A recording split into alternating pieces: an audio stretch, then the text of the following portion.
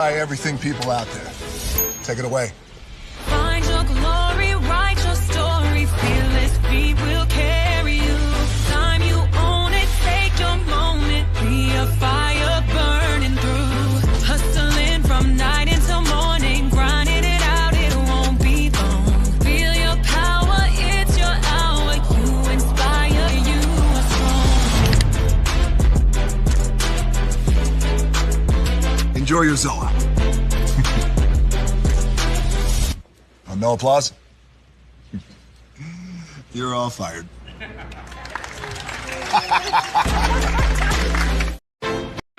Hey, good morning, America.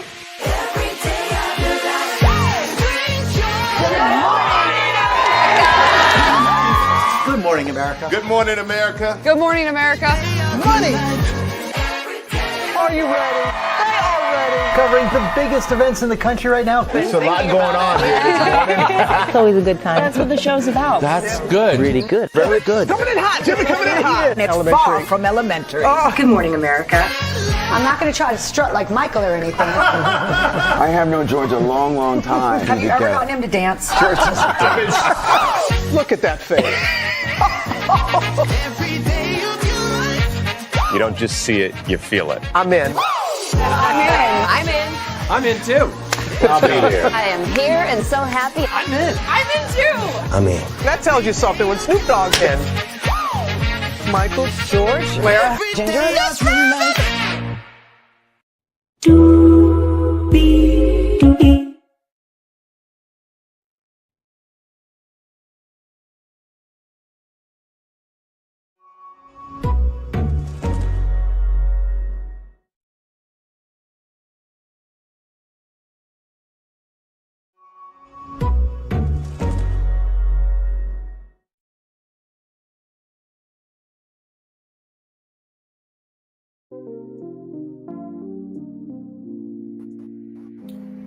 Well, hello to you, and you. Welcome into another edition of Braylon's Virtual Tour Live. Y'all, we got a lot to talk about because we called it last week that there's no way in flying hell that you could end Ready to Love with 10 episodes and an incomplete story. There's just no way. There's just no way. Jiji, how are you, gorgeous? Hopefully all is good with you.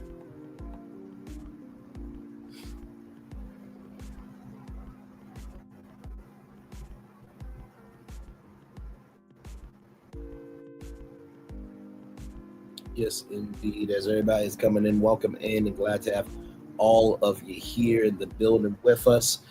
Child, it's been such an interesting season of Ready to Love, and when we mean interesting in the fact of how has this been a show all season with a 5 to 6 month break.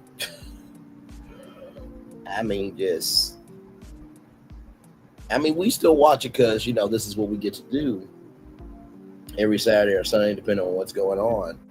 But yeah, with that being said, higher is waiting, low is available. But either way, we are live on tour. Let me take down this iconic intro here. You guys can see this overlay here, Ready to Love, season 10, episode 10. Yes, indeed. Yes, indeed. Yes, indeed. Yes, indeed. Of course, we are. Oh, hang on. That's not what I meant to do. My bad. I'm going to take down the overlay. We're live. We are live here. Oh, that's not what I want to do. Why? Okay, why is it not? There we go. That's the one I'm looking for. Okay, there we go. We are live, everybody. Glad to have all of you here. So this is season 10, episode 10 of Ready to Love. And child, what is going on? This part 2 of this getaway, vacation, what have you. Some of it was interesting. Some of it, you could leave without. I feel like for the most part, honestly, the action really was like the first half of the vacation. I feel like this was kind of like ending everything. You know what I mean? Because we're getting down to like the final connections. It's like the final five for the men and the final five for the women. And not to mention, too, we have confessions from one of them. That's right. We will be watching a YouTube video of confessions tonight, ladies and gentlemen, reacting to it live. So I have not seen these confessions. Some of you all may have seen them already. But yes, indeed. So yeah, y'all, let me get my notes out because I do have the notes. And child took my copious notes. Let me tell you something. Here's the thing. Whenever you are reviewing a show, you have to make sure that your notes are all the way together because let me tell you something. The audience will know the beats of the show better than you. So it's like, okay, you missed this or you missed that. And you have to bring it. You simply have to bring it. So with that being said, let's get to the game doing what we do. Hopefully Jiji will be back here with us in just a minute here. Let me bring this picture up.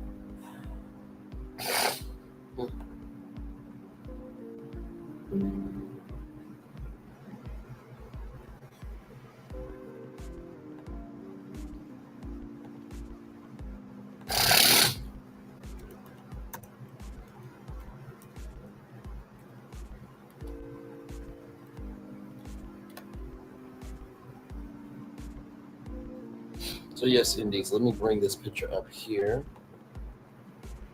Right here. So as you guys know, nephew Tommy threw a curveball at this vacation. And one of the women are going to get eliminated, right? Let me bring up Jiji here. Hey, gorgeous. Hey, okay, I'm in here now. No, all good. You haven't missed none. I was just warming up the audience here. I was just saying, I feel like part 2 was really just kind of the crescendo of everything. I feel like the peak of the vacation was part 1, and this is just kind of ending everything. What did you think about it? Because we talked, and I asked you, like, do you feel like that this is the end, or could there be more? You said that there was more, which we called it last week. That there's no way they can end it on 10 episodes. Yeah, no, especially after taking this this break that they did for how long they did. And then as you see, we have it where next week, the guy or the ladies are meeting the guy's family. But with this episode, I actually liked it, especially at the fact of it almost seemed like after the elimination with Deona, everybody was more intentional. Like everything was like, okay, friend zone, it's either friends or no. Like Right. there's no more playing around, which I honestly can't say I have seen in the seasons that we've watched where it's been a direct, listen, there's nothing there. We're just friends. Let's just leave it at that. And, and it be where it happened multiple times where you see the intention of, okay, we're down to the nitty gritty. We need to be intentional what we're doing. So yeah, I actually liked this episode more than actually episode 1, the part 1 to it. Okay. You know what? From that take, I can definitely see that. I didn't even think about that maybe this kind of solidified, some maybe not connections, but spaces of how they want to connect. Okay. I definitely see that. I guess I said I liked part 1 a little bit more because it seemed like that was kind of the most action-packed episode of the season, especially with the break. But with what you said, there definitely is a space to connect more intentionally, for sure.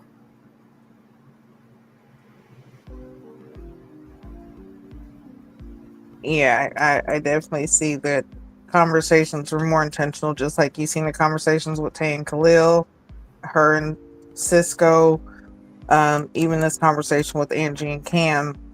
But with this conversation with Cam and Angie, it still seemed like this. He's connecting with Angie on that sexual level, but when it comes to the outside of or anything else besides that, there's really no connection. And I think he's not only finding reasons to hold on, but also finding reasons why not to really want to have her be his connection like that. So correct. So for those of you who may not remember the last episode, Nephew Tommy threw out a curveball. Recognize, everybody, this is the only curveball of the season. The only curveball of the season.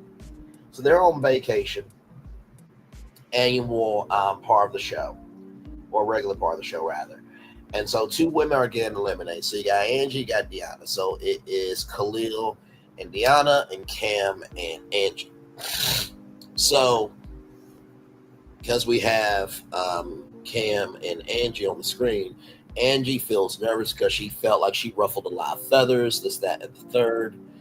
And Angie talks about the scuffle that happened, and Angie says it's unsettling because you're unsettled, Cam. And Cam says walking away was disrespectful, but Angie pointed out that Cam walked away from the group, including Angie. And Cam said, well, I'll walk away from the group, but if it's you, I will talk to you. And, you know, the Windows conversation kept coming up. That's the big sticking point. Angie says, don't create an issue, and we're not going to get there long term.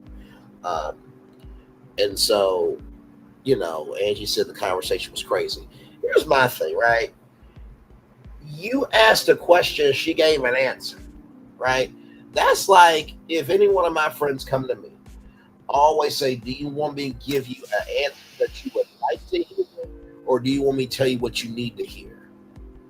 I asked that 3 times. After that 3rd time, we both have a confirmation of whatever I'm about to say, you agreed to hear it. So Angie should not even really have a conversation with Cam in this space, because you did ruffle up any feathers. You answered a question to me. I checked.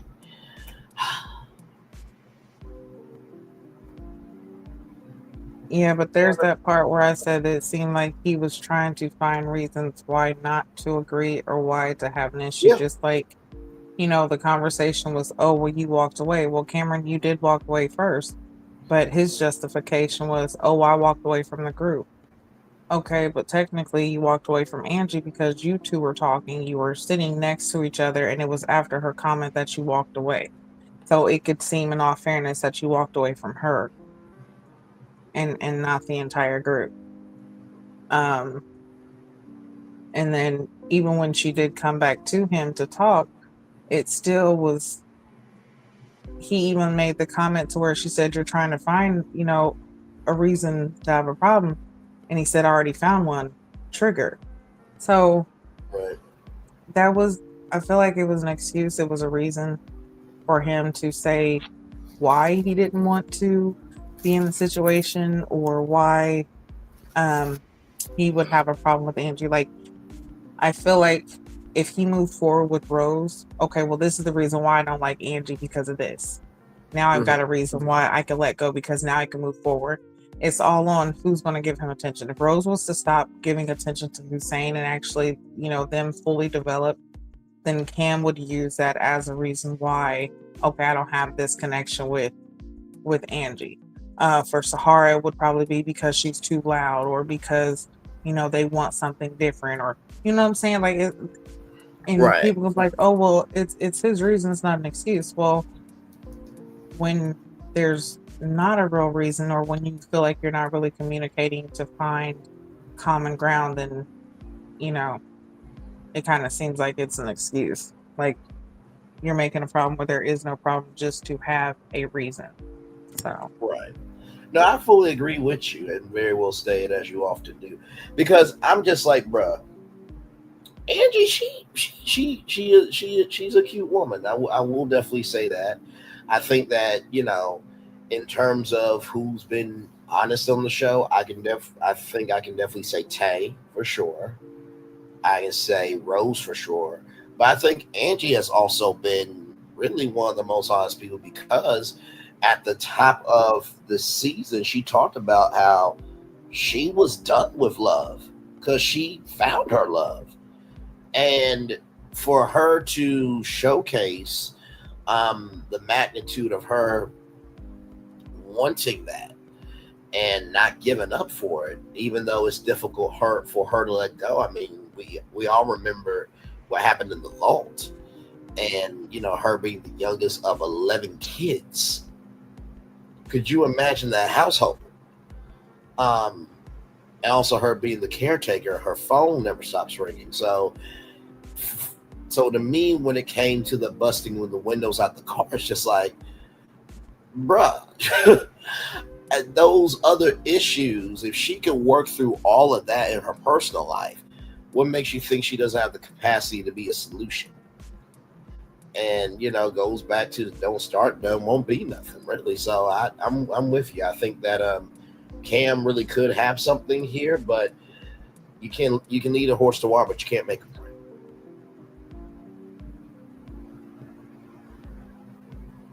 Right.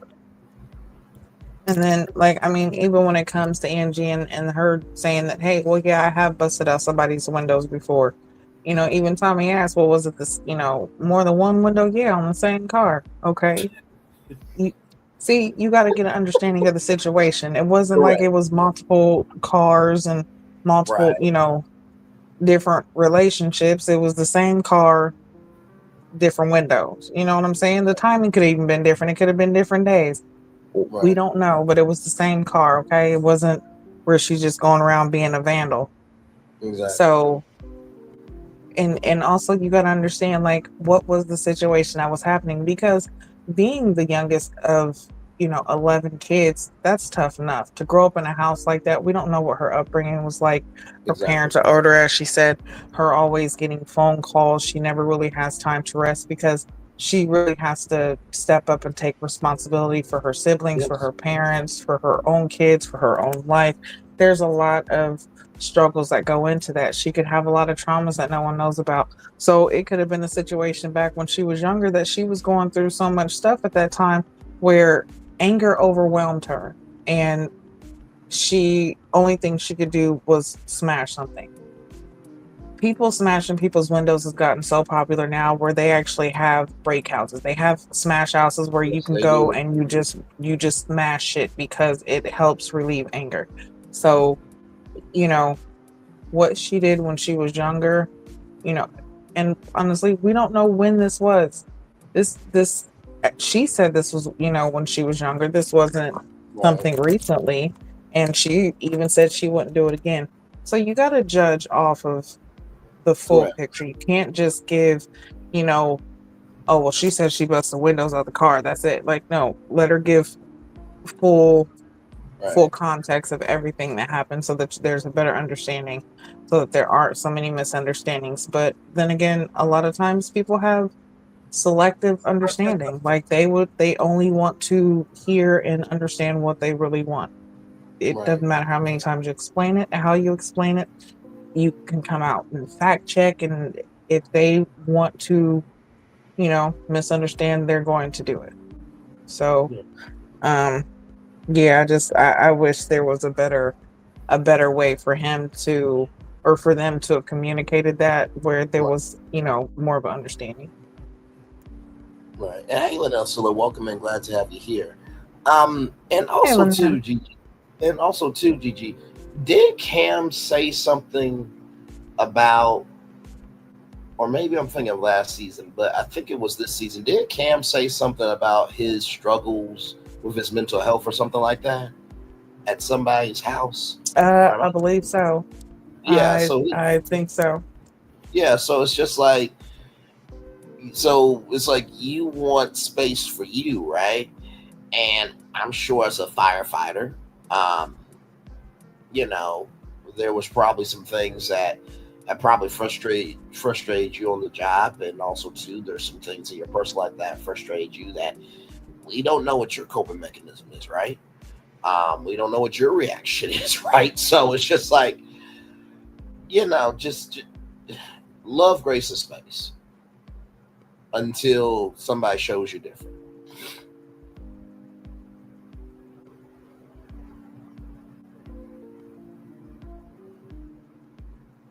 Yeah, definitely agree with that. But so yeah, with this, opening up, we had the Cam and Angie talking, and then there was Deanna and Khalil, because this was the elimination time, which I actually said last week I felt like it was going to be either Angie or Deanna, and I think Q called it and said he felt like Deanna was actually going to go. So and that's what happened. Deanna. No, go ahead. I'm sorry. Deanna definitely, her and Khalil had the conversation, and they were still stuck in the friend zone. Right. Which that's been something else that we've called too, is the connections. We've seen that Khalil hadn't had any connection really with anyone. Neither did Deanna. The connections are faulting. Like you can definitely clearly see where they're starting to tank off. Like a lot of them are definitely nearing the end. That's why I said I like this episode better, because it seemed like after that elimination with Deanna, there was more conversations about true connections. Like, okay, where are we at? What are we doing? Correct. Okay, nothing. That's fine. Okay, so after the elimination, I feel like that's when the episode definitely started to get better, and we started to actually see the possibilities of what could be with these relationships. No, absolutely. And, also from that conversation, Deanna said, Khalil said, I don't know if I don't know where we stand. And I don't know if you want, I don't know if you want anything from this, like a long-term relationship or friends. And so, Deanna said that, as I got to know people, it was a spiral of this is not what I clicked with. And so, I will say, for what it could have been compared to seasons past, I'm proud of the fact that it was a grown conversation. It wasn't saying that nobody was a bad person. It was just two potential matches not matching. And Deanna said something that I think we talked about here. She said, I need time to get serious, and maybe I come off too independent, which has been said on this show, and has been also talked about on the show. So at least she recognized it, and y'all, we do have her confessions. Shout out to Q. We have a group chat that we utilize to communicate about the show and just check in on each other, make sure we're all good. Shout out to Q and Solana. Solana, she saving the world, but also too, sometimes when you're saving the world, you might be going through a little something.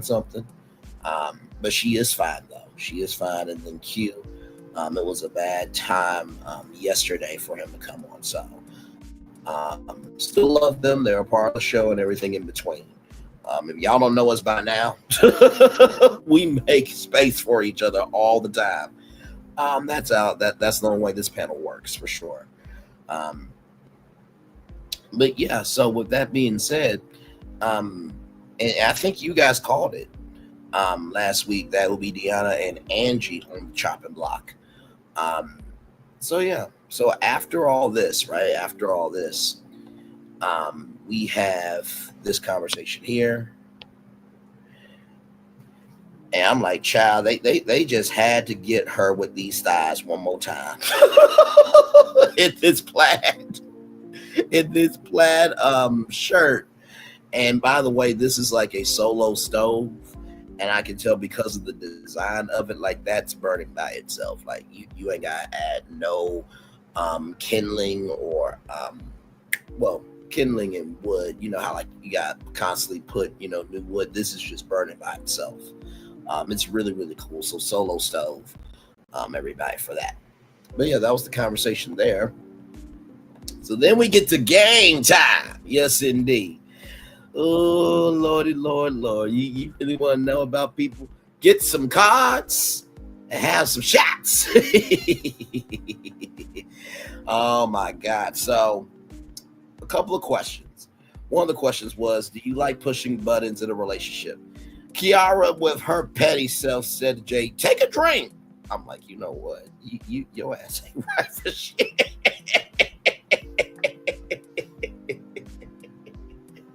Because I'm just like, if a dude were to do that to a woman on the show, it's like, oh, really? You think you big and bad, huh? To tell a woman that she likes to push buttons. It's like, good Lord. But I feel like in that situation, it was only fair because that was a button that was pushed. Then, sex before marriage, everyone took a drink. Mirror sex was talked about. But Angie said, I couldn't even see myself when I was having mirror sex with toys. Angie draped for that. And Cam talks about the sexual connection that him and Angie have. And then when it came to, spontaneous sex, Tae did not drink. So she likes her sex to be an experience, okay? Tae is going to come, okay? And that's going to be on time and on time. What did you get? I'm sorry. It was right there, y'all. What was I supposed to do? The game was definitely a good game, but as you can see, Tae actually said herself, she said, it seemed that Khalil, when playing the game, Khalil was answering or taking shots to all the questions that she connected with. And she felt like that made their connection grow, and she liked it. She can get with it, And even when the question came up about the, the timing and of all that and everything, Khalil didn't take a drink either. Yeah. So, but you definitely can. Playing games, I feel like, is definitely good in a setting like that. So then loosening up, be able to get, certain things out was definitely good. It seemed like there was a lot of agreement with most of it, for most part. It looked like a. But yeah, I think that was fun. No, and you know what? Honestly, tell you the truth, out of the 4 seasons that we covered, the 4 or 5 seasons, this has probably been one of the grownest game nights ever. Like, it didn't have no blow black, no. Not blow black. Good Lord Jesus. No blow back. My damn mouth. No blow black. Yes, blow back. Not blow black. Blow. I like to blow BBW, black BBW women from the back. I do. But that's not what we're talking about here. The point is there wasn't any blow back the next morning from game night. Jesus. Oh my God. I knew what I was trying to say. Oh my God. Oh my God. Because, in the last game nights that we've seen, there's been ramifications and consequences from that game night. But this game night, it really this was definitely a mature game night. This was, even I think they did another game, the Jenga, when they played Jenga the last episode, that was good too. This isn't the Never Ever Met game night, because we know how that turns out. But yeah, this definitely was a good one. Yeah. No, for sure. Honestly, tell you the truth, I just thought about this. Like, to be real with you, if OWN did OWN's singles game night where you had 5 men and 5 women, and all you're doing is playing games and eating food for 2 hours, and that's a 10 episode series, I would go on there as a contestant. Because, come on. First of all, it's 2 hours of filming. So you're going to be in and out. Number 2, it's food that I don't have to pay for and drinks that I don't have to pay for. And number 3, if you don't find nobody, you're still going to have a good time. But that's a free TV show for y'all. Oh, like y'all need content. Well, actually you do, because y'all rerun wasteland of content at this point. But I mean, honestly, any network could really do that at this point, honestly. Simple games, good, good sound stage design to make it look like a house, and you can make it look like a house, like Drake and Josh House on Nickelodeon. And they can even be called singles games. Exactly. Or you know what? Ray to love single games.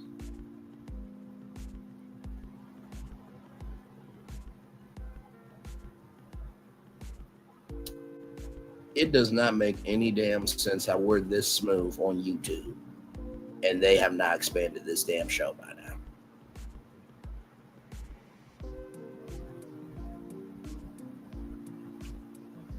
What's that? They have one. Is it called Love Manor? MILF Manor? I think it's MILF Manor. Yeah. They could my do the God. Ready to Love Single Manor. Single Manor. Yeah. Go ahead. Yes. That would work. That could definitely work. Child, I remember MILF Manor. And like I said, I like what the fuck I like. I like grown women. But that concept was fucking crazy. So for those of you who don't know why I'm laughing so hard, was because there was these MILFs, moms I like to right? So those women went into the house. Now you would think MILF Manor is, MILFs with young men. Oh, it was with young men, all right.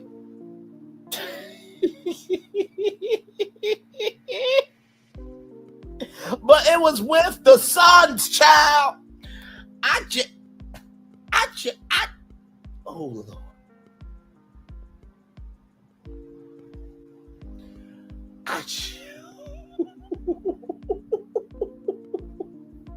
I'm like, the fact that aired on national television. I'm like, what the fuck, bro? Oh my God. That was hilarious. Yeah, but then it got weirder, I think, because didn't like the dads come in and try to take the women from the sons? It was some craziness because I seen a couple episodes and there was like the older men were staying in the house and they were choosing between who they wanted, and it's like, what are we doing? What is this turning into? Yeah, that was a whole family affair on television. Yeah, that was just.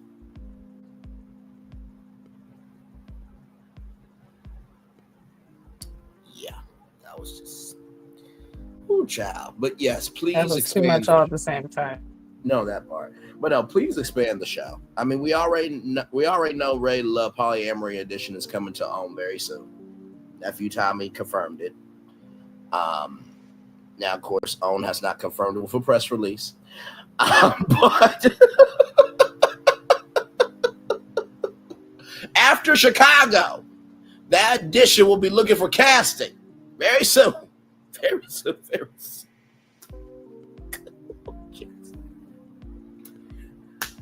Oh my God. I mean, honestly, if you look at King's Court and Queen's Court on Bravo, it's kind of like a polyamory situation. I only say that, ladies and gentlemen, because it's 3 women with 20 men or 20 women trying to each find their queen. So it is polyamory there because everybody's sharing everybody in terms of finding their match. Okay, good Lord, it's on Bravo. They can't go there like that. Good Lord. Anyway, with all that being said, so in this next scene right here, everybody, in this next scene, you have Tae and Khalil, right? So Kiara is here, and she's like, "Nope, I am leaving. This is about y'all." And I literally put Kiara's donk in my notes. I'm like, good damn, just.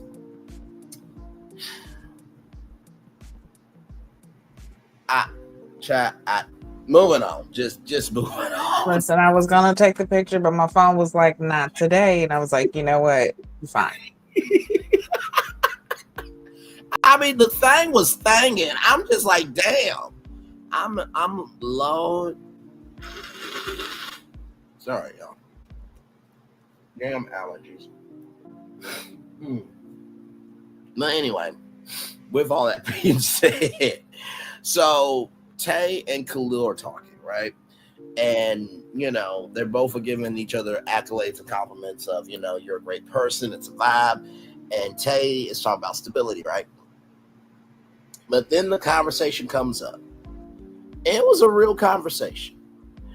I think that this is probably a conversation that really hasn't happened on Ready to Love like this conversation was. Because, I mean, when you get down to, you know, the final picks, right? The final selections and the final matches. They meet the family and friends, but they don't really get into anything deep because all they get into deep really. Well, I'm not gonna say they don't get into anything deep. Let me explain what I mean by that. They will talk about the deepness of what happened on the show and questions here and there with, you know, what they're looking for. So, with that being said, Khalil wants to not have kids for the first 4 to 5 years of being married because he wants to enjoy his partner, his wife, his, you know, everything, and travel the world and this, that, and third. And Tae wants to be able to have children in 2 to 3 years, right?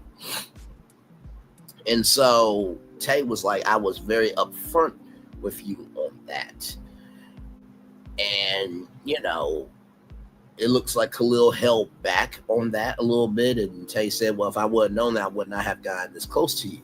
So what do we do now? And Tae and Khalil decided to be friends. This is how I feel about this because I go back and forth, right? I do want to have a legacy, but also, too, in the same token, you got to be responsible for the life you create. Right. And so it's just like you want to find somebody like-minded, and there is a clock, right, for the female. Also, too, there's a clock for the male as well in terms of the financial clock and the frequency of purpose clock. Like, are they feeling like they have the time, space, and the commitment to be able to want to do that? So you think, you know, 4 to 5 years mentally is a great time because you get to really flesh out y'all marriage. But with Tae, she's like, okay, listen, I'm here because I love you. And I wouldn't want to make life with you if I didn't love you. So you have two conflicting styles here of wanting to have children. So for me, I believe do what's best for you. If you don't have kids, that doesn't mean that you don't love kids.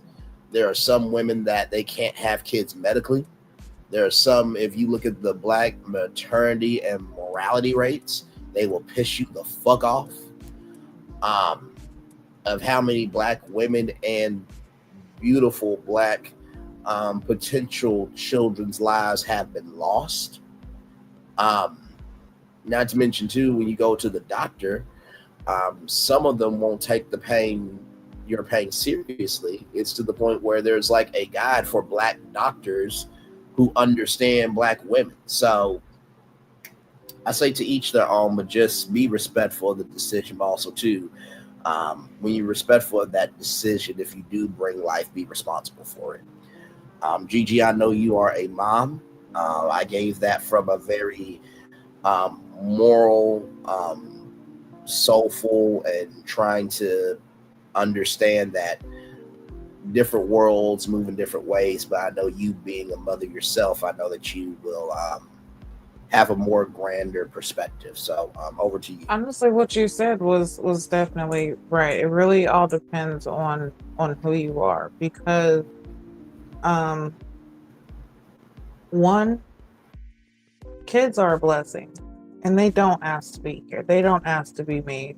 You know, Amen. It's all on the person who is creating it and the situation. Situations happen all the time. There are situations that are beyond us that happen that creator, you know, creates our kids. And sometimes, you know, it's situations we choose to put ourselves in. And there are a lot of factors that come in. She definitely speaking of wanting to have kids before the age of 40, that is definitely a concern, because as a woman, especially a Black woman, having kids after a certain age, it becomes riskier, and you have more high risk pregnancies. And that's when it is more of a concern with the development of the child. That's where you have more health issues that can happen with the child and the mother, that can happen during pregnancy and even afterwards.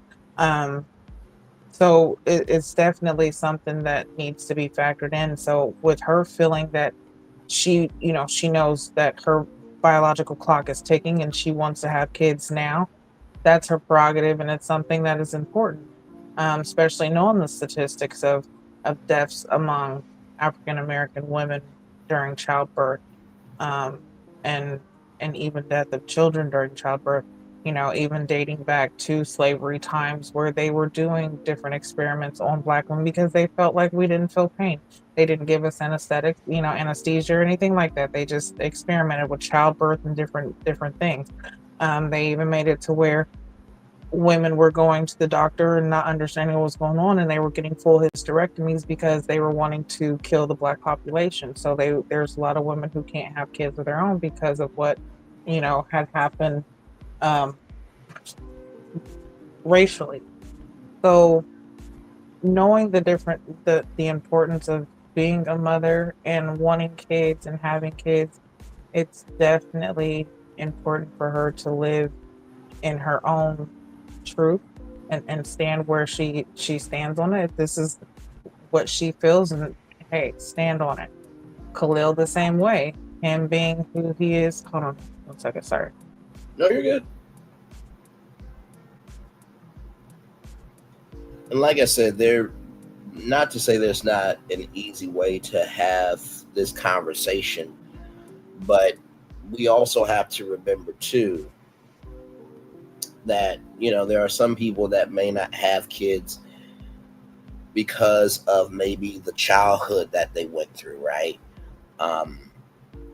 Maybe the fact of they don't know if they have the capacity to love because they've been married to their career for so long.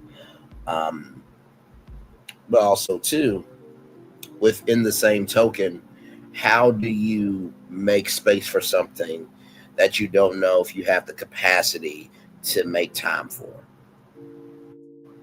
Because let alone you taking care of you is one thing, but taking care of a life is another. So it's not trying to please everybody with this perspective. I think I gave a decent perspective as a single man. But of course, that's why this panel is so great, because it's important to get a perspective from somebody who is single, but who understands humanity, but also have somebody who can give more context, conjecture, and connection to the deepness of responsibility in that space. Right. And what I was saying about Khalil is, like, when it comes to Khalil's case, that his case is actually understandable as well, because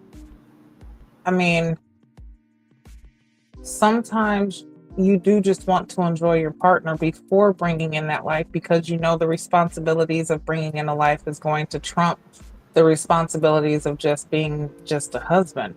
Because a father, you have to protect not only your wife but your child. Now you have to provide for them. So there's differences that come in with that. So yeah, being able to enjoy life and enjoy your partner before bringing in a life is very, very much understandable. So him saying, hey, I want to travel with my partner, I want to be able to create certain memories with them before having kids, is truly understandable. Because when it comes to men, men have a biological clock too. Some men are capable, some aren't. But most of the time, it's easier for men to get a woman pregnant, as long as their sperm is swimming, then they can do it. You just have to find the woman who is able to conceive. So it's easier for a man to have that. But for a woman, it's harder, because you do have that timeline that is ticking on your womb, which is, kind of fucked up. Right. But yeah, it really is all on what you want for yourself and how you see yourself. And sometimes there are men and there are women who choose not to have kids because, like you said, their upbringing, what they've seen, maybe they've, you know, you have some people who have been, in a loving family their entire life. Mom and dad's always been together. They know what it's meant to be a true family. You have those who have come from a broken home who only seen divorce, only seen, different people in and out of the house, don't really understand what it means to be a family. You have those who are afraid of that, who are afraid of repeating the cycle, afraid of hurt or harming a child, or even themselves. You have those who truly understand what it means to be a parent, and instead of just going out and having sex with anybody and having a child, they are actually choosing to be smart about it and say, hey, okay, if I bring a life into this, I want a complete family. I want to bring this life into into the world with someone that I know I'm going to be with, instead of it being where you don't know if the relationship's going to last past 2 days, 2 months, 2 years. You know what I'm saying? So yeah, there's a lot that goes into it, but for them to be able to sit down, come to that agreement, yeah, I understand where Tay feels. Hey, she's had this conversation from the very beginning of what she wants and what she's, not willing to sacrifice on. And even though her and Khalil didn't have a connection and they're starting their connection now, yeah, it would have been better if he would have just went ahead and said it in the beginning. Hey, well, I know you want kids in 2 to 3 years. I really don't want them until 5 or 6. Like, I want to take some time. Let her make that choice then, so then there wouldn't even have been a connection made. Yeah. But, I mean, even though it didn't happen then, it happened now. There's an understanding. They know it's friend zone. They know there's nothing else there, and they've moved on. That's why I said I feel like with this episode, there was a lot more intentional conversations being had of, okay, do you see yourself with me? Yes or no? No, I really don't. Okay, that's fine. Instead of getting mad and, trying to protest and all of that, it's just like, okay, I accept your decision. Thank you. Move on. And I actually kind of thought that he was going to self-eliminate then, honestly, but it didn't matter because, we know he got eliminated anyway, but yes. Yeah. But I definitely see, it happening more where there's more conversations, even like the conversation with Kiara and Jay that happened. Mm-hmm. No, absolutely. And so here they are here. And child, this conversation right here. Oh, Lord. My Lord. So Kiara is still mad. And, Jay, he's apologizing for the optics of it. But Kiara is still not having it because it is the principle of the agreement that they made, right? So then Kiara brings Sahara out, and Sahara did say that, Jay is a connection for Sahara. Jay is like, well, we texted and this, that, and the third, but I never called you bae. It's never been physical, this, that, and the third. And so Sahara was like, Jay was playing in my face, and Kiara was done and over it. Now, I will say this, right? And this is keeping it a buck. From what it looked like Sahara and Jay were very comfortable, right? And we talked about this last time, right? I think there's a picture of all three of them. Hang on, let me go to this one right here. Okay, yep, here it is. There we go. Thank you, gorgeous, as always. So, like I said, that was very, very comfortable, right? And we talked about this last time. I even brought an example of it. That if me and, Jiji ever, man stuff, right? I know she's in a marriage, correct? So there's just some things you just don't do, right?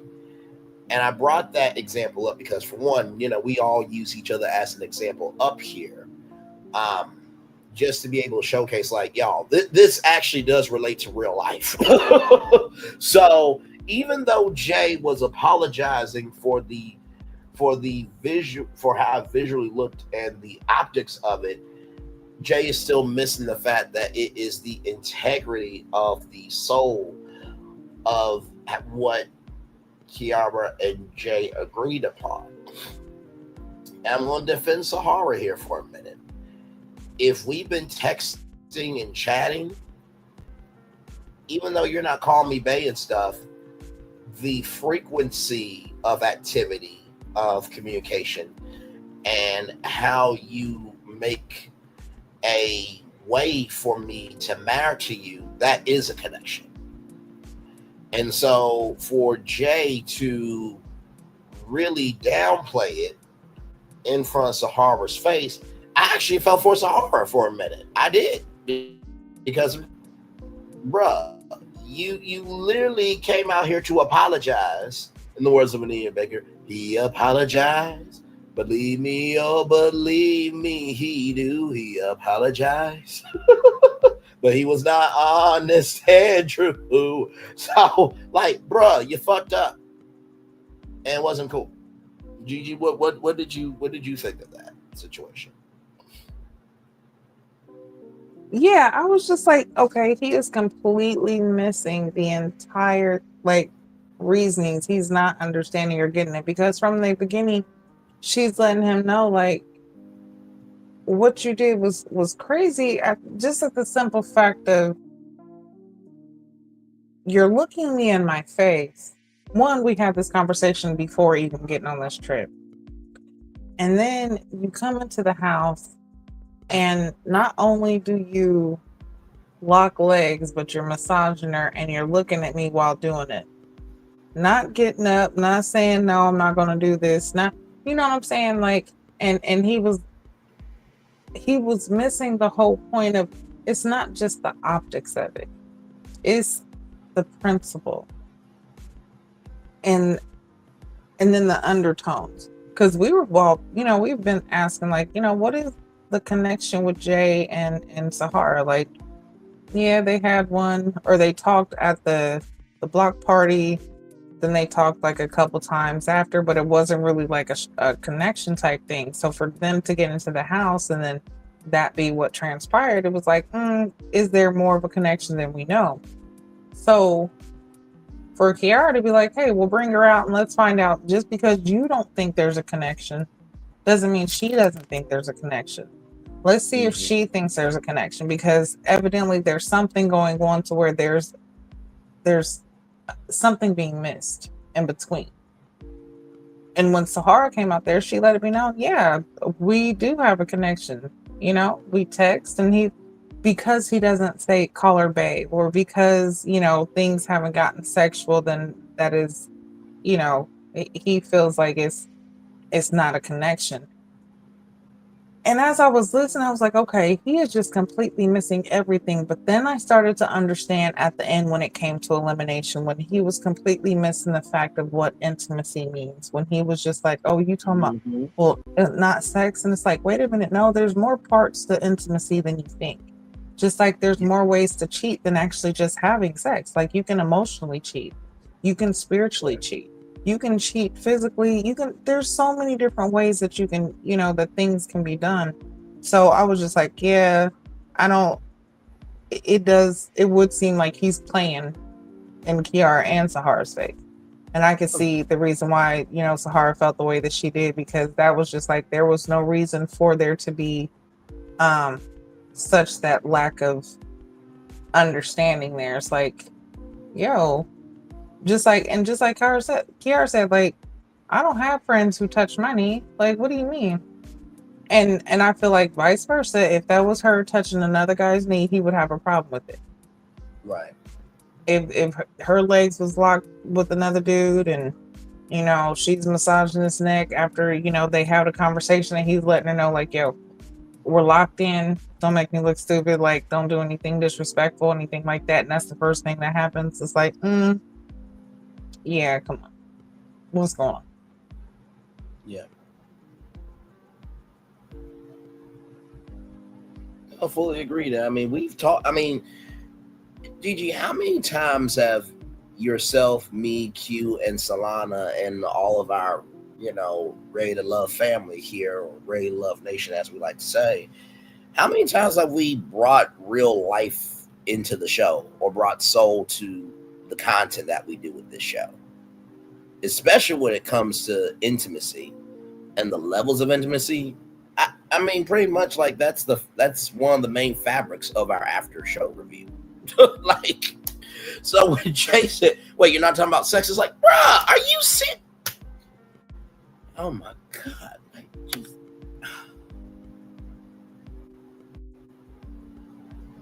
Yeah, I feel like he has some more growing and understanding to do. Yeah. Yeah, for sure. Hey, Tina King, welcome into the show. Glad to have you here with me and Gigi. Yes, indeed. Glad to have you here. I don't know why the two couples don't get along. They need to get along and work it out. Well, the thing is, Tina King, and we just talked about me and Gigi here. I think it's the principle of the thing, right? I think Kiara, Sahara, and Jay all understand that these are not traditional circumstances. Okay, let's keep it a buck. This is a fantasy offered as entertainment, and it's up to you to find what matters to you with your reality within this fantasy that has been given to you, right? So none of these people are couples. They're individuals trying to see if they could be a couple. And my main rule for, Ready to Love, the Never Ever Mets, Put a Ring on It, The Bachelor, The Bachelorette, Bachelor in Paradise, Big Brother Survivor, The Amazing Race, any competition, right?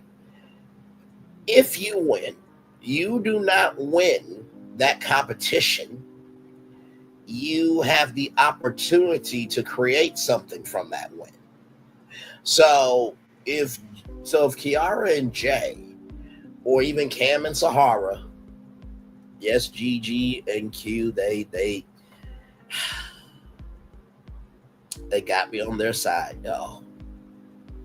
Even though this black woman said what the fuck she said in the first episode. But with those two, particularly, since we're using them as examples, if they win at the end of Ready to Love, they did not win a relationship from the show. They've won the opportunity to explore it. That's it. That's all. Nothing more, nothing less.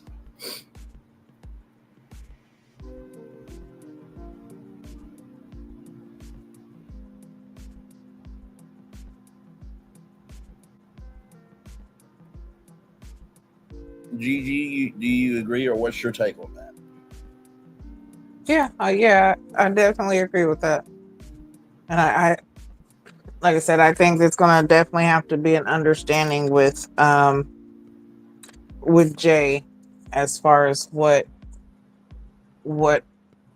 intimacy and all of that actually means in a relationship, so that he understands how to move forward. Yeah. No, without question. So from there, we talk to Angie and Hussein. Me and Gigi don't talk to them, obviously, but we are inside a conversation with Angie and Hussein. And so Angie and Hussein's communication is off. The dates are good, but the communication with the group is off, right?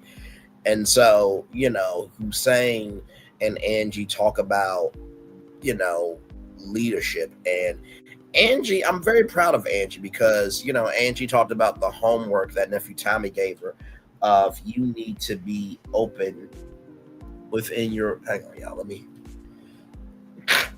you excuse me, child. Sorry, y'all.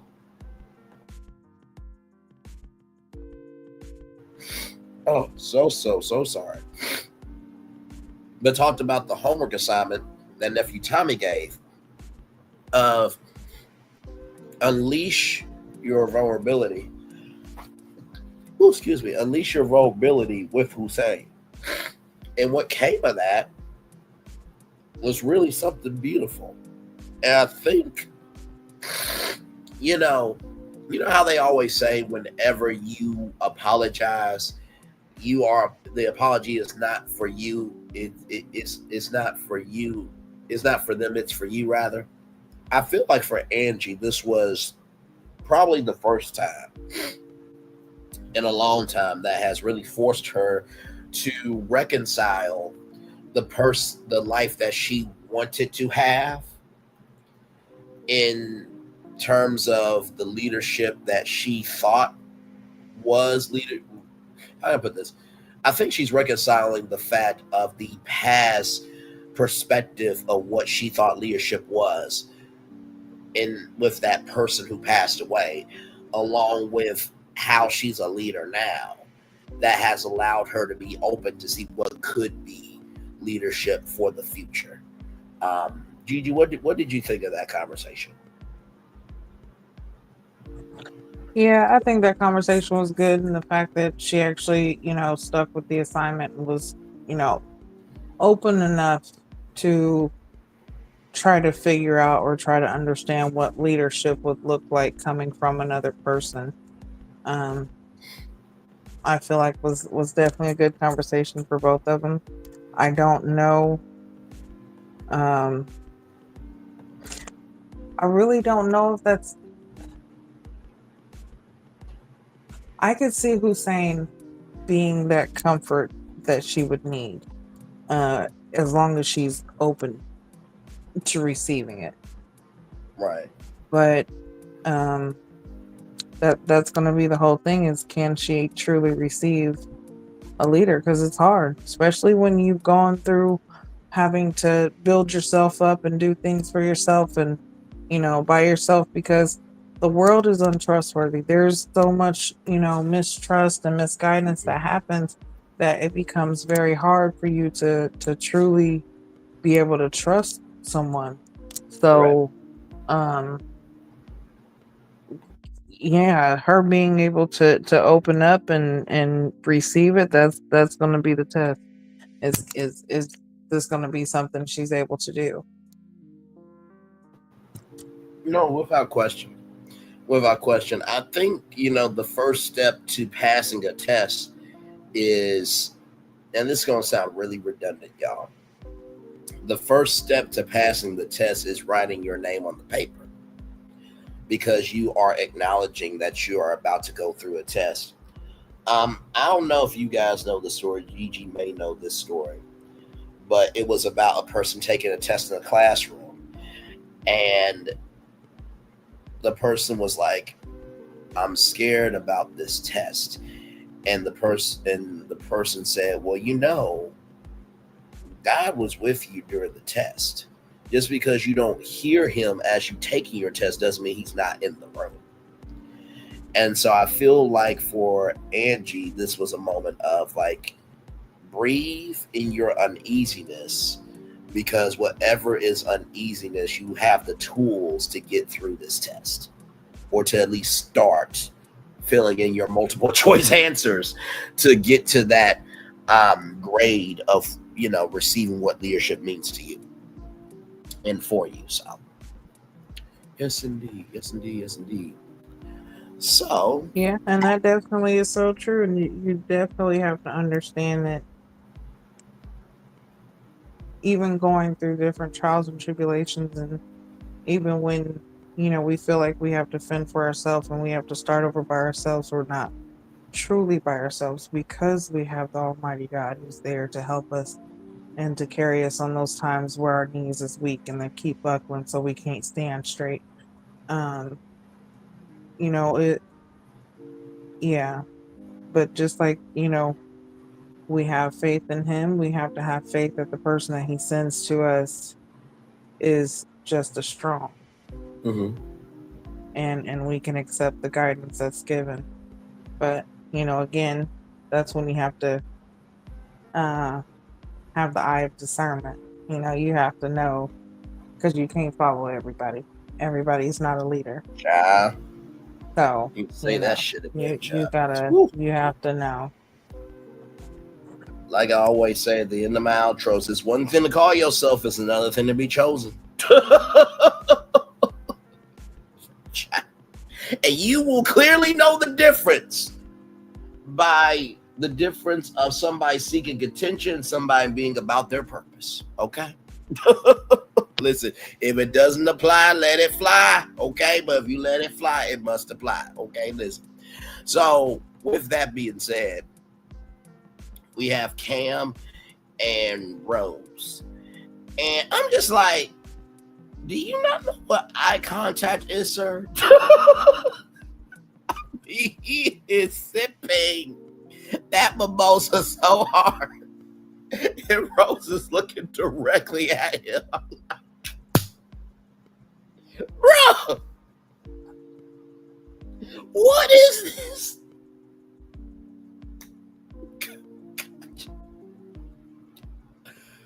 Okay. All right. Cam is giving me, I don't know what I want, I just know I don't want to lose type vibes. Yep. Because Rose comes off as a very good woman, okay? Very understanding, very open to communication, very open to the process, very open to herself and knowing what she wants, as well as working towards building with someone she knows how to do it. Absolutely. But with Cam, it's just so awkward. Just like you said, no eye contact. There's been no real pursuit of Rose. It's just the fact that they've had a couple conversations, which has been good. You know, with the dates that we've seen that they've had good dates. There's an attraction there. But I don't feel like it's him putting forth the effort to make these dates what they are, though. You know what I'm saying? Like, yeah, I do. I absolutely do. And it seems like just like Rose said, like she knows about him, but I wonder if he's truly understanding who she is. Is he really trying to get to know her? Or is he really just trying to keep her so that he does not come off as someone who lost? Right. I think the way, like, for example, Tina King is saying in the chat, I think Jay should stay with Kiana. I think that the way that Tina King and everybody else can see that connection is the way that Cam doesn't have a connection, right? Because with Angie, oh my God, one thing you said makes you a horrible option. With Sahara, it's just like, well, damn, what the fuck? But then you have Rose, who her femininity and her grownness, it walks with her. You know that old saying, he's a quiet man, but he carries a big stick. I think we all have some people in our lives with that type of energy, that we know women that they're quiet, but they carry a big stick and they do what needs to be done and say what needs to be said, move how they need to move. Same thing with men. Child, there's some bold children out here too. But I think Rose's femininity and her grownness is too much for Cam. Wait, didn't you say that, Gigi? I believe originally that quote. Or yeah, I mean, I think it has been across the board that we've all agreed that's just a true statement, period. Like, I think we all agree on that. Because he just doesn't,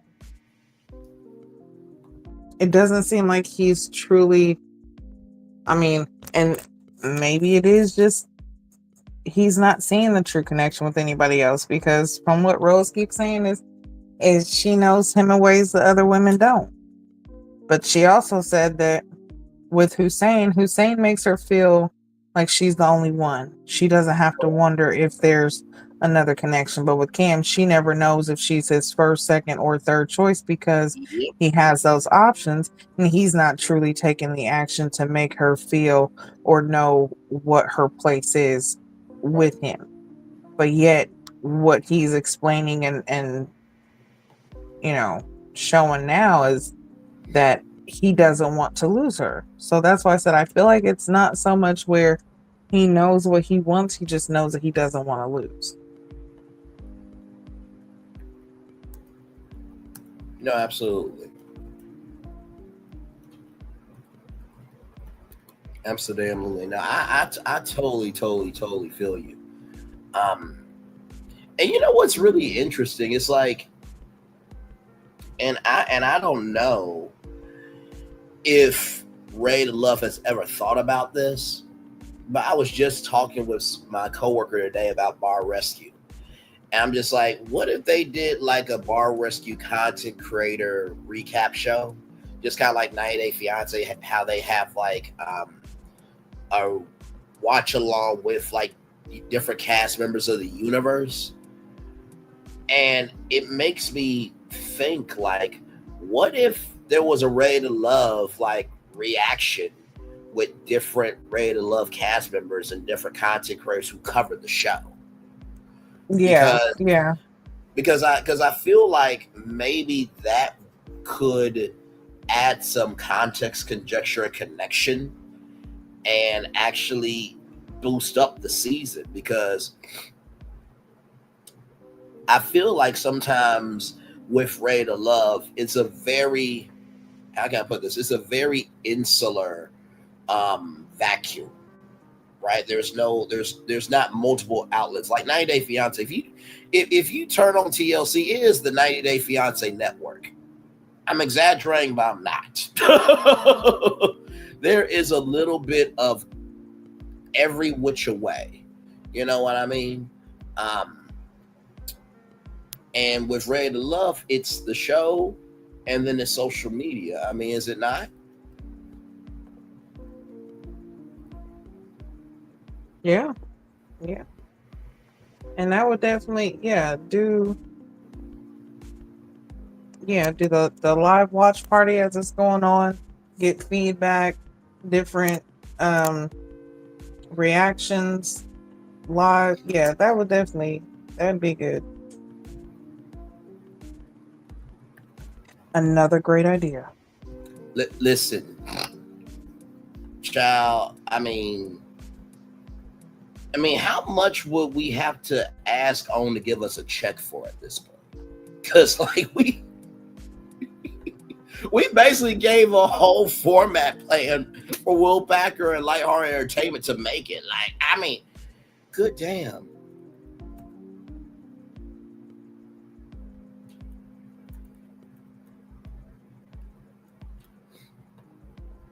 All right. Like, how many ideas do you need? And the crazy thing is, and we had a long, in-depth discussion about it, but like, all these ideas can be started now. That's the crazy thing. Like, if y'all actually did it, like, it will be a rejoiceful energy. Like, the only thing you guys have ever done besides that resort edition, but we're talking about spinoffs, right? The only other thing you guys have done was Ready to Love Make a Move. In 10 seasons, that's the only spinoff y'all could do.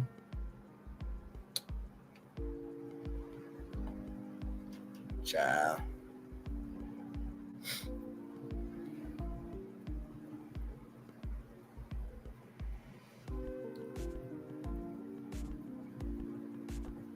Yeah. Yeah, Tina but moving on. Yeah, Tina King says, I think, no, you're good, gorgeous. You're good, as always. I think Cam needs to make his own decisions. Connection. Agreed. That's universal. Now, Jiji, I know we both love each other very much, but I want you to be very honest with me.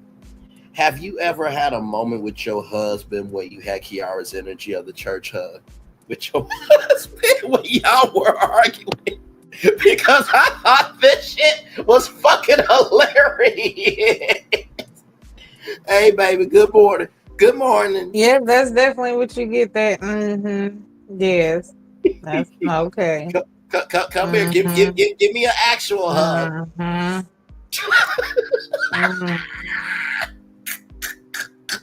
Yeah, no, I'll go ahead and do it. Just like she said, I am still very pissed. Yes. And she did not as the ones with soul would say, she did not take her foot off the gas. And to the editors, motherfucking brilliant job. Soon as the hug happened, I am still pissed. I was not over it.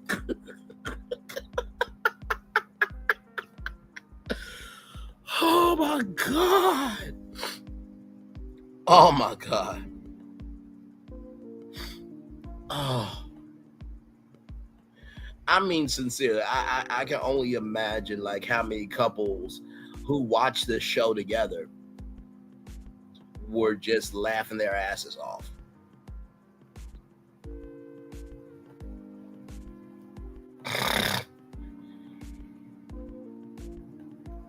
Sincerely. Yeah, but that's the realness, in relationships though. Sometimes it be like that. And then when he said we're gonna be positive, she talking about you sound like Pop right now. It really did. Mm-hmm.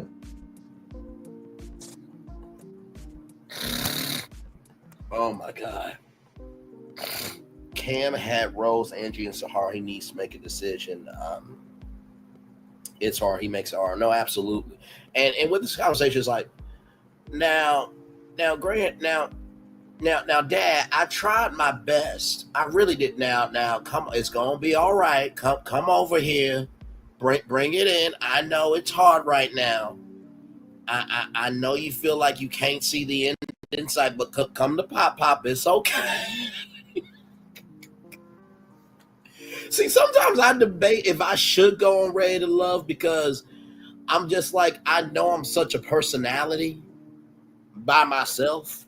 That it's just like, if I do a whole skit by myself, now I will say this, if Nephew Tommy has a comedy challenge, I'm not saying I'm going to kill it, but I know Jiji, Q, and Solana will like gas me up on the after show panel review show, be like, Braylon did such a great job, even though they're like, Bray, you're not supposed to be a comedian. But you are brother though, and we're gonna make sure you're. But that was a whole skit by itself. I promise you. Oh my God. Oh my God. Oh man.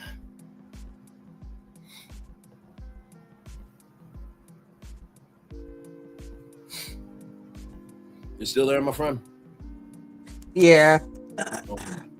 Yeah, that definitely showcased like, okay, this is not over with. Okay, we're gonna go ahead and smooth it over for now. Mm-hmm. But just know, you're still in hot water. That part. That part right there.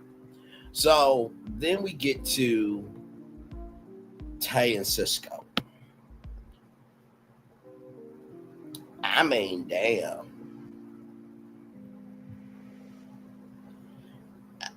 It just seemed like it was just those two, and and Gigi, I know that you haven't been on a dating show shoot like this, but I know you've been on shoots before where when that fourth wall is up, it's up. But I feel like if you or I or any camera person was shooting it, and you hit your IFB or you hit your walk, it's like, can I go? Why do you need to leave? Because they together. You do realize this is a 8-week, 9-week production, right? Do you not see what I'm seeing? This is a grown black man and a grown black woman wrapped around like koalas. and might be python snakes later on tonight. Did you really just make animal references to sex on my walkie-talkie? Yes, the fuck I did. Can I leave? Can I leave? We got the shot. No, stay there. What else do I need to do?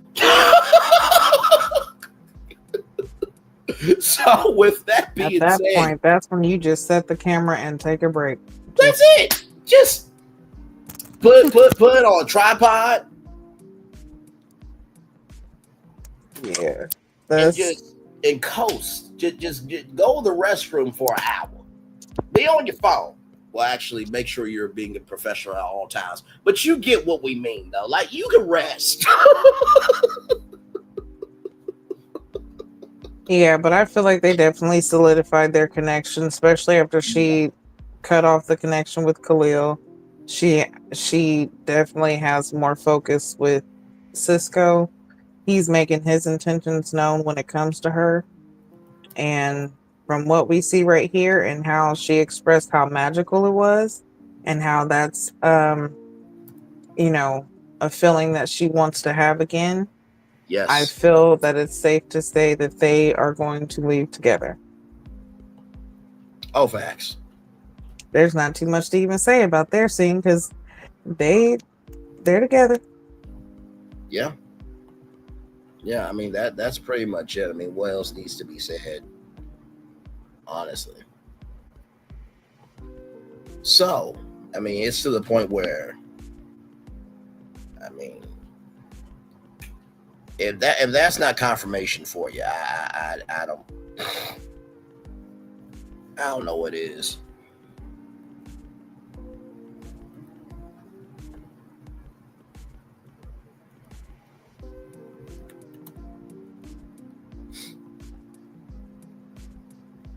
Yeah, that right there was definitely, you can tell there was a vibe there. It was something that wasn't forced. It was no.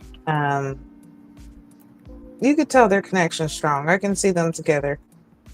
Even with, you know, what Cisco has going on, which they talked about, and she's willing to accept. And just like you said, some of the things that, you know, his goals and his dreams, all he needs is a woman that's going to hold him down and, you know, help encourage him and, you know, speak positivity into him. So that's definitely understandable. And I feel like Tay could do that. No, for sure. And honestly, tell you the truth, like the fact that he was vulnerable, in terms of him being worried, you know what I mean? Of he did not know if he could do it or not, of having these goals, but now he's comfortable because of Tay's energy. You know what I mean? Yeah, that I thought that I was feel very like it fortunate. definitely shows that their connection is something that can build a life together of something that would definitely grow. So I can see them together. Yeah. Absolutely.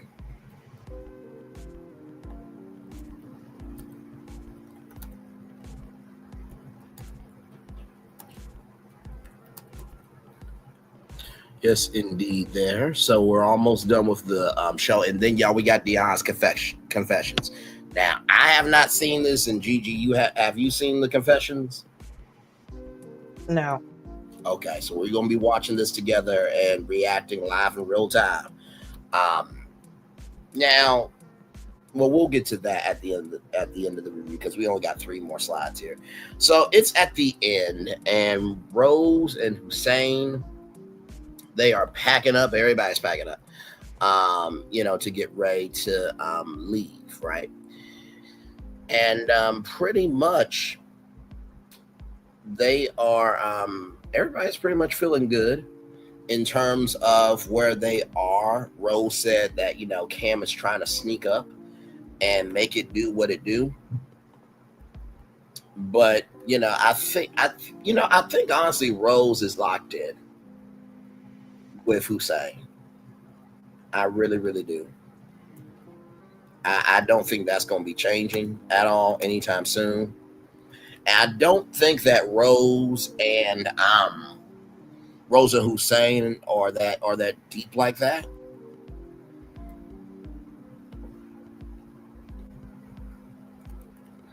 In terms of Cisco and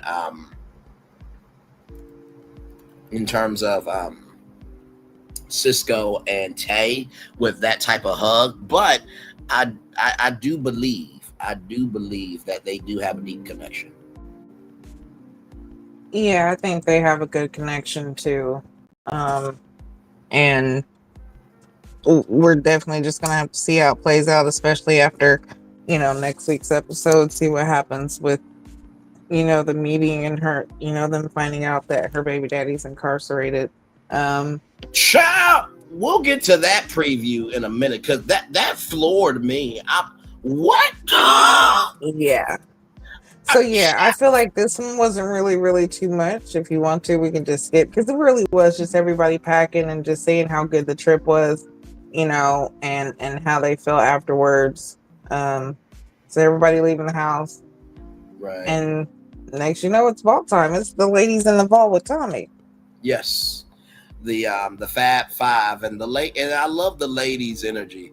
Yay. Wait, now hang on now. I mean, y'all the Fab Five. Yay. It felt like a forced pep rally. You know what I mean? Like you really didn't want to go, but the school principal made everybody go to this mandatory pep rally. I felt like that's what it was.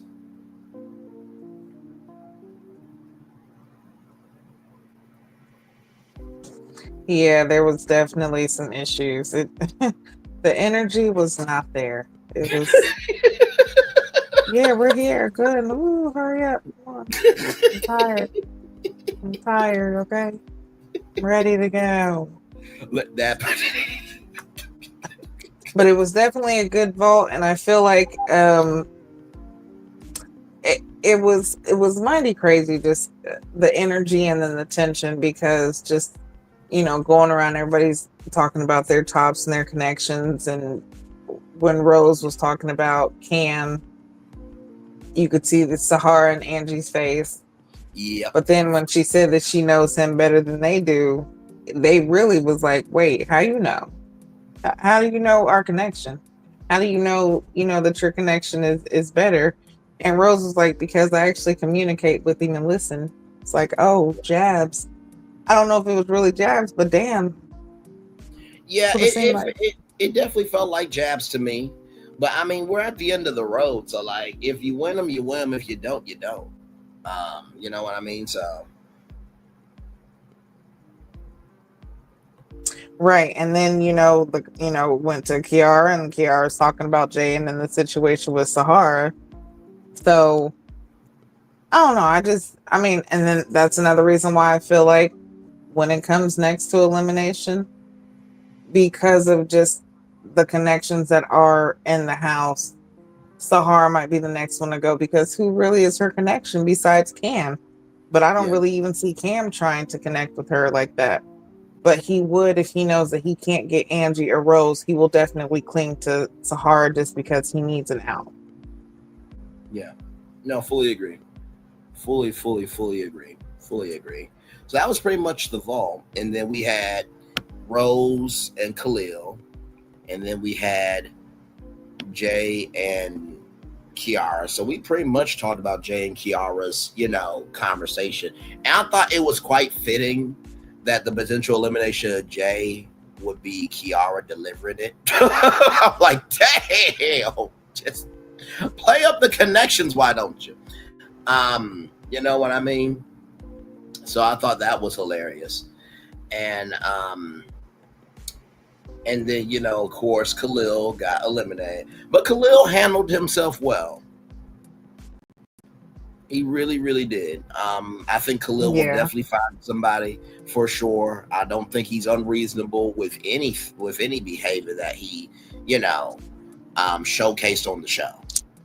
At all. Like, honestly, if they wanted to do an All-Stars edition, I think Khalil would be one of the first people called.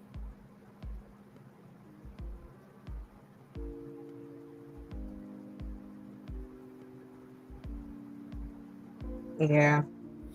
So getting to the preview of next week, as you know. Listen, I wanted to talk to you about this because this was crazy. So next week, the men's loved ones are up, right? So it's Kiara and Jay, and the situation gets brought up again. It's like, fuck you. So, that conversation happens. And then Angie is, trying to get her therapist license, right? So we always love it when we can have our own people to talk to from a clinically based sound space, right? Mentally and otherwise. But Sahara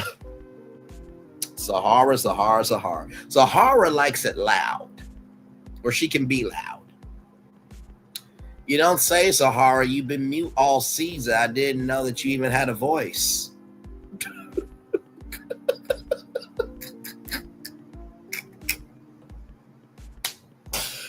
Oh my God.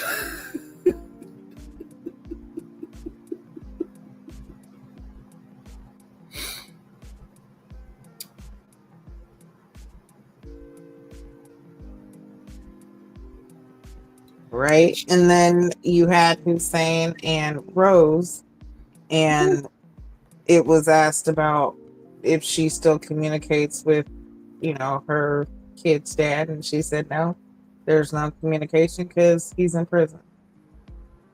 She didn't choose that. It was his mistake. So she left alone. And child, And the Hussein way feels like, whoa, that's a big bombshell. He doesn't know how to respond to it or take this bombshell. So definitely looking forward to see what happens. And the way she said it was so smooth. Like, I'm like, Rose is like I said, Rose, her grownness walks right with her. You know what I mean? And her femininity walks with her. But like, my Lord Jesus, I did not expect Rose to be that displacing ever.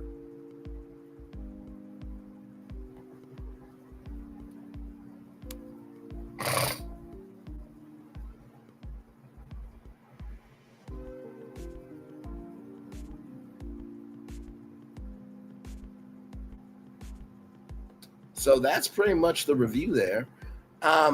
With that being said, are we ready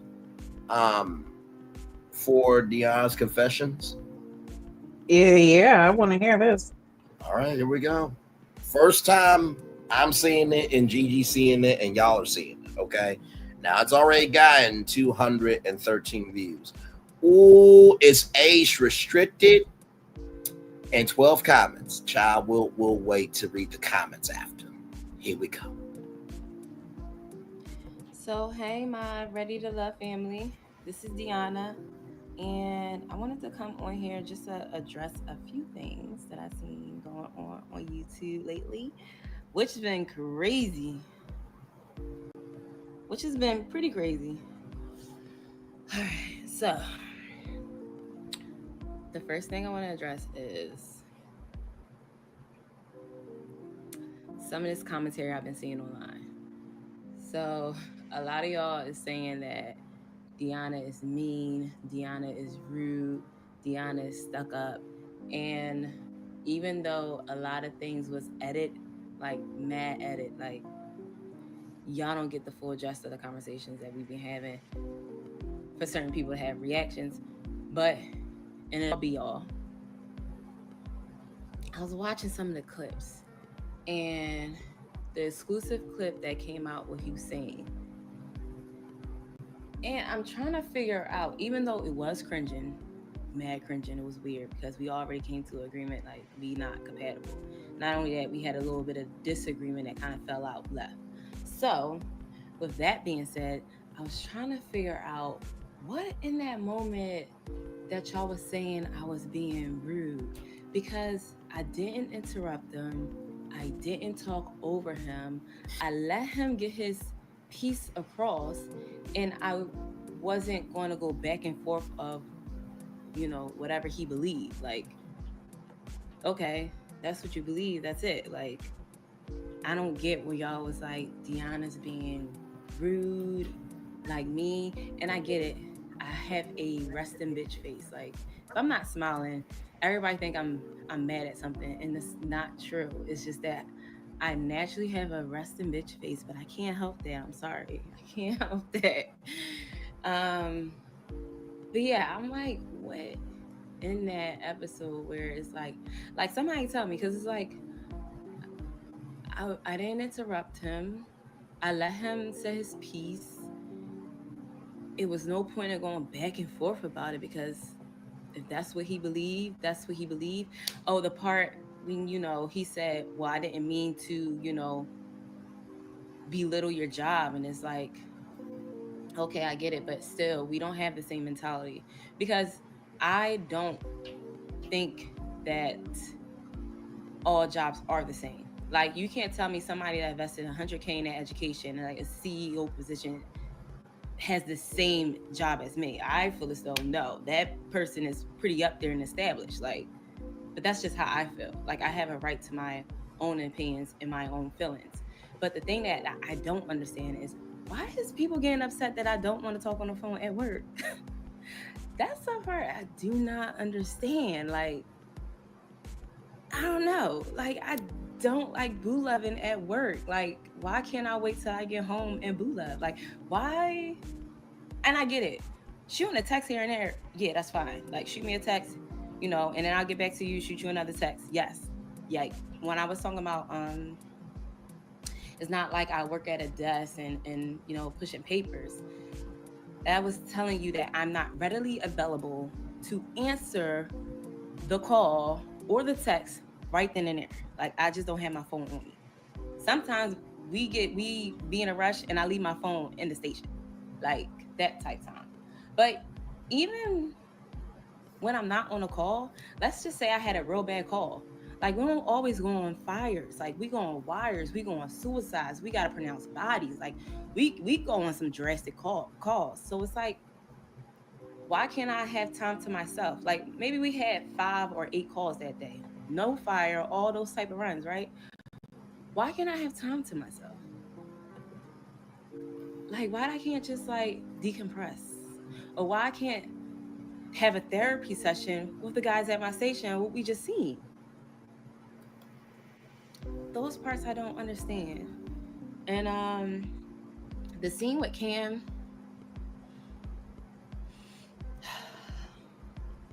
here we go. I was rude. Yes, I was. So y'all didn't see the whole full conversation to understand exactly what happened and why I was the way I was. No, I was not saying Cam was a rookie. That has been misconstrued. I was saying that he just got at his station. But let me rewind this back.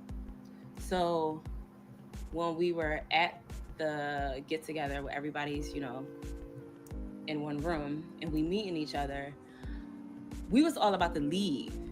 And they was like, go over there and talk to Cam. And I was like, Cam's a firefighter. I don't talk to other firefighters. They was like, yeah, but just have a conversation with him.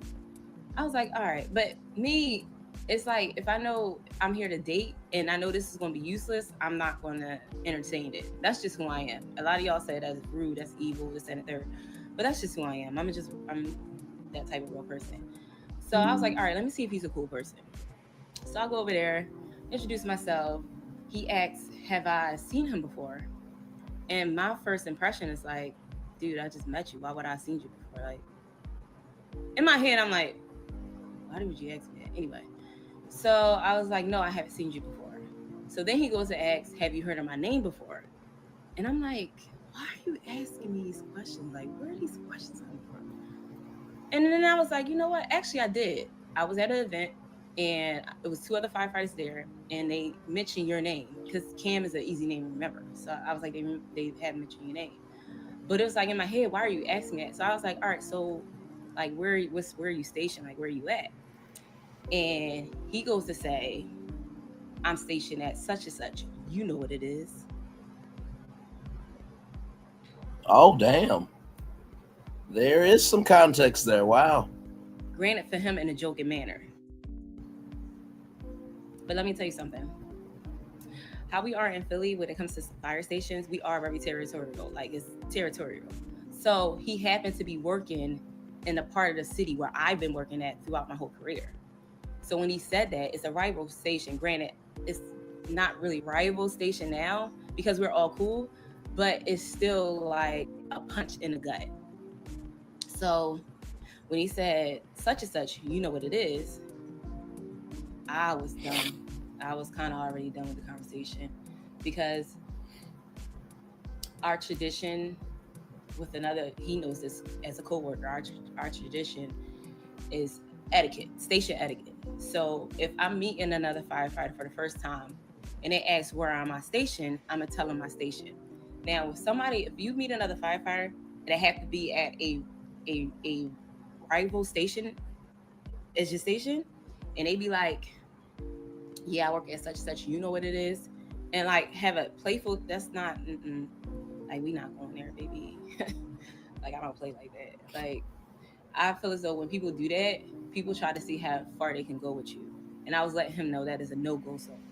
So I was kind of put off by that, and I honestly wanted to end the conversation, but I was like, okay, let me just get him to know him a little bit more because I didn't like where that was going. So get to know him a little bit more. Yes, I was checking him because of that comment, and I wanted to let him know, like, what you think you are in this field, your name to be traveling, and for you to have this type of attitude where, like, you could come up to somebody and be like, yeah, I'm from such and such, you know what it is. Like, no, that's I think is rude. So towards the end of the conversation, he said, yeah, watch out. He was basically referring to the station, like we out on the streets. He's talking about something, yeah, you better, you know what it is, you better watch out, or some stuff like that. And I was already Whoa. done. I was Wait a minute. I was done. I didn't want to entertain anything with him anymore. So that's where that Cam situation come from. So let me pause it for a second. We're 8 minutes, 45 seconds in. Jiji, what are you taking from this? I mean, we got a lot more context to the Cam situation than we did before.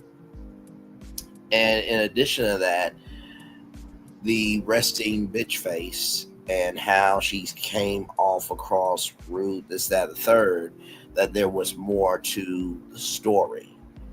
Because from the 8 minutes and 45 seconds that we are all seeing here, it seems like she's actually a cool chick. Right. How long is the video? So the video is 17 minutes and 10 seconds. Okay. Is my interpretation off so far, or because that? Okay. So for me, she's still coming off as the homie, but for me, I'm still not seeing the substance. Like that's what we were talking about the entire time, was the substance to her. Like, where's the personality? Where's the rest of it? Like, even the things that she's addressing are still just a little minor things. Yeah, the Cam situation. Yeah, okay, now that's a good one to address because, we definitely commented on that one. But the rest of it, it just seems, pointless to really comment on. Let's comment on the substance that you have and the connections that you made and why you felt like, the connections weren't there. Yeah, we see you're saying that with Cam, but what about the rest? But understood. And also, I agree with you too, that I'm not really hearing a lot of substance. Now, I will say the Cam situation had a lot of substance to it. And this does show her in a different light of, like you said, still being the homie, but there's not a frequency yet of where it's like, oh, okay, that was the magic sauce we haven't seen all season. Okay, let's keep going. Listen, y'all gonna stop coming at my motherfucking chaps. I like my chaps. I don't give a fuck. I like them. I know Mish talking about something, hang them joints up. Listen. Well, I mean, you got. I like my black chaps. Now that wig definitely getting hung up. I threw that shit in the trash. That shit was so disrespectful. Wait a minute. Now listen, we talked about your ass over here a lot. Okay, listen. So listen, you got a lot of love for your chaps and your ass, pretty much all season. Gigi Nah can confirm this. You will as well. But we are proud of you of the fact that you threw that wig in the trash, and the fact that you said was so disrespectful. Well done to you. Like that's progress. Like we can celebrate that. Actually, you know what? Just to honor the fact that Deona understood the wig, right? And how bad the wig was, right? Let me bring up the wig just one more time because she's eliminated from the show.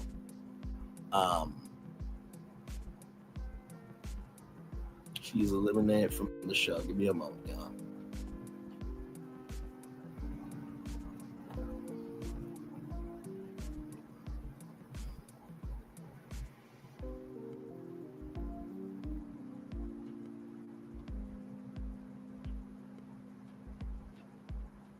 Oh, no, come on now. Okay, there we go. That's what I'm looking for.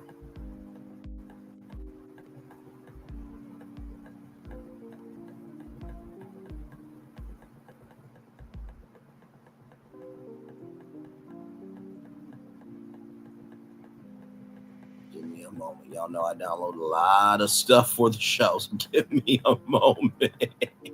But I feel like it's only fair to make it do what it do here. Hang on.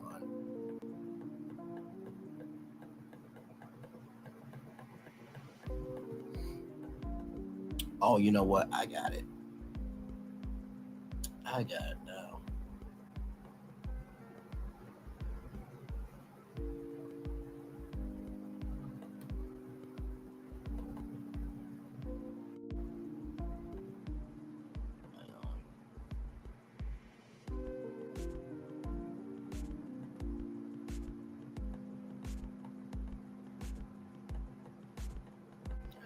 One second. Here it is right here. Here it is right here. For the last time on our show, ladies and gentlemen, here is Deona's wig right here, ladies and gentlemen. Here it is. Right here. The whole wig as it is. Right here. This wig that has come in the very tail end of the season.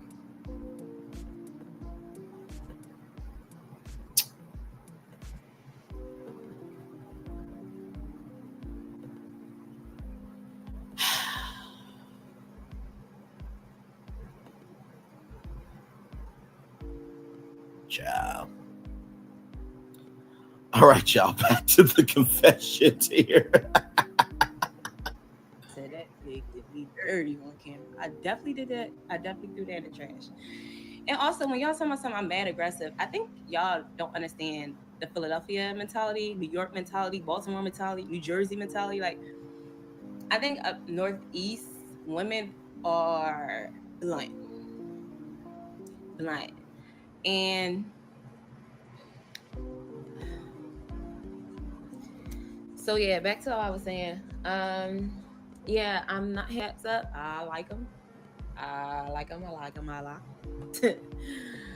That wig. Sis had to go. Sis definitely had to go. But yeah, I think y'all keep saying that I'm like bad energy, and I get it because they edit that. They edit all the bad moments I had. They didn't put in any of the good moments. Like, me and Ed had a real beautiful date. They didn't show that. Actually, me, Hussein, and Cisco and Sahara had a decent date. They didn't show that. Oh, wait a minute, hang on. They edit that. They edit all the bad moments I had. They didn't put in any of the good moments. Like, me and Ed had a real beautiful date. They didn't show that. Oh, actually, Ed. me, Hussein, and Cisco and Sahara had a decent date. They didn't show that. Like, Wow. honestly, I think if you ask any other cast members, like, how did y'all like that outcome of the show? And everybody would be like, they probably hate the edit because nothing went realistic. None of it. Like, they chopped and screwed and pasted shit together that did not go along with what we actually did. So, But yeah, I be seeing the comments. I be seeing the comments. I be seeing the videos. I be seeing the roasting sessions, and I listen. Do you, boo? Go in. I find some of it comical. It is what it is. Because I am also a bitter myself. Baby, I could go in. Definitely. That bantering, Philly's definitely known for that. And but those few things up. Y'all was like, Deanna seemed uninterested. And I get it. I do. I get that. I get that a lot. It can seem that I am uninterested, but honestly, I'm just listening. Because I feel as though when I have a conversation with people, I listen, try to see what I can take from it. Like, what lessons can I learn from this? Like, why is this person in my life right now? What can I take from this conversation? Is this conversation going to heal me? Is this conversation going to lead to me healing something that I need to heal? Is this conversation about to test to see if I'm still triggered by things? Like, that's how I look at it. And I think the experience in itself, even though the outtake of the edit version wasn't right, I think the experience that I got from it was still big because I still learned stuff. When it came to Tae, we had to sit down with Khalil and his friend, and Tae being open, and it made me realize, well, damn, I can be more affectionate. I can be more open. I can be, because sometimes even though I don't need it, but if my partner want to feel like more affection and attention from me, I'm gonna give it. I can be open to that. Tay taught me that. Angie taught me to lead with your heart. Like, no matter what somebody else's feel on it, like, just lead with your heart. Just be you. Sahara taught me to just be you. Listen, they gonna like you regardless. Just, be you. Even though I was like that already, but it's like I polish certain things, where Sahara, she ain't polishing shit. That's her. You want to take it or leave it. That's her. So I learned different things in this experience. And I think that's the beauty of going through this experience. Even though I did not find any males that I could see myself dating, and Khalil is definitely a good guy. Definitely. Now, it just felt more friendship than it was like a romantic intimacy. So, but yeah, I just wanted to hop on here just to get y'all a few things, whatever. Take it or leave it. Do whatever you want with this. Have fun. Stitch it. Tell other people, oh, look, she's still rude. That should come and see. I ain't here to judge you. I'm not here to go back and forth with y'all. I'm a firm believer. You should not change anybody. When I said that whole 3 strikes and you're out, that was edited. So what I was saying, and me and my ex are friends. Like, we're friends. He wouldn't have came on the show though, but we still cool. So when I said, yeah, I give a person 3 strikes and I'm out, and I don't say anything, that's not what I said. I was saying that if you do something it bugs me, like I don't know if I could cope with, that I don't like the first time, I'm gonna tell you when I don't like it. Now, if you do it the second time, I'm not going to say anything. The third time, I'm out. I'm ghost. I'm out. And the reason why I say this is because when somebody shows the same consistent pattern the second time, and it happens the third time, there's no point in you talking to that person. Like, this is who that person naturally is. And I don't believe you should change people for your sense of comfort. I really don't. I feel as though you should be able to be you. Whatever flaws you have, that person should be able to accept it. And that person can't tolerate it, I think you should go your separate ways. That's what that was getting into. I've realized in my last relationship, like, it's uncomfortable with you staying with somebody and you walking on eggshells because you don't want to be you. That's what I was learning from that. And it's like, well, instead of like staying and having a person like feel like they all walk on eggshells, it's like, no. Like, I don't want you to be uncomfortable in this relationship, because I know what it feels like to be uncomfortable in a relationship, and I don't want that for people. Like, I feel as though that's your own prison. Like, that's prison. Like, you shouldn't want to live like that. So yeah, that's why I was referring to, and y'all was like, oh, she can't communicate this and blah blah blah. Yeah, it takes one to know one though. So I can communicate. It's just that I prefer not to, because I don't believe in changing who a person is. And I get it. People make mistakes, and it's like, all right, all right, you make mistakes. Mistakes is only once. Habits is ongoing. So that's how I feel about that. But I appreciate y'all watching. I appreciate y'all comments. I appreciate y'all opinions. I appreciate y'all going hard.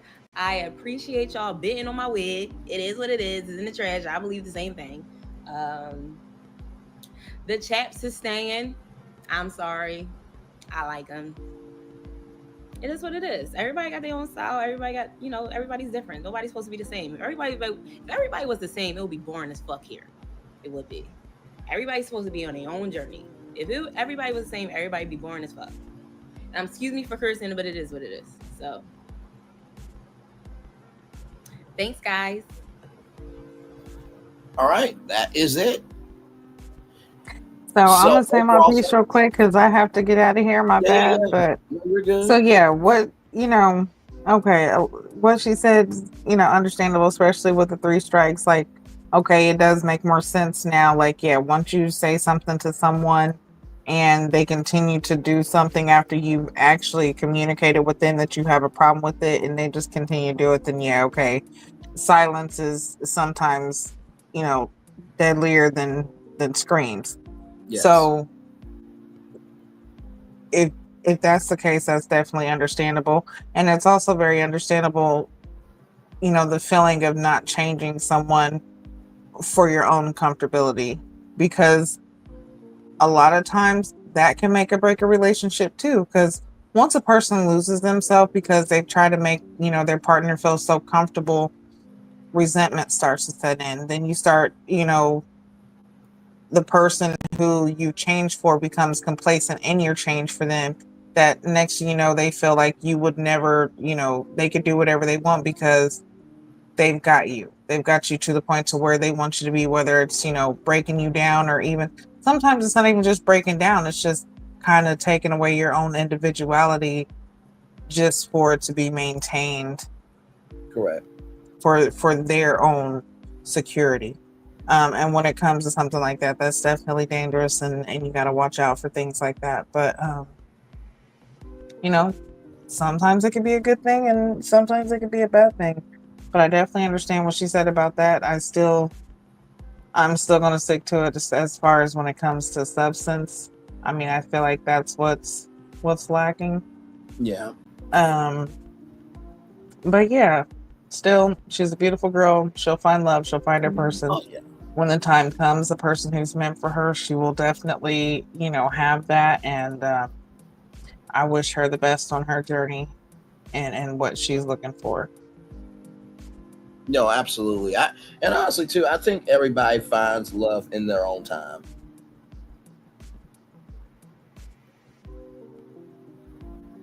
For sure. Yeah, well, my friend, I love you. So true. No, go ahead. I'm sorry. No, saying, yeah, that's definitely so true. But yeah, getting out of here. Thank you, everybody, for joining us. This has been another review of Ready to Love Season 10. This was episode 10. We will be back here next week on Saturday. Hopefully we have the full crew together. Myself, Braylon, talk with Solana and Q. Yes. If not, we still will hold it down like we always do. But have a wonderful and blessed day, and bye, everybody. All right. Love you as always. Bye. Talk soon. All right. That's it. Later. All right, bye.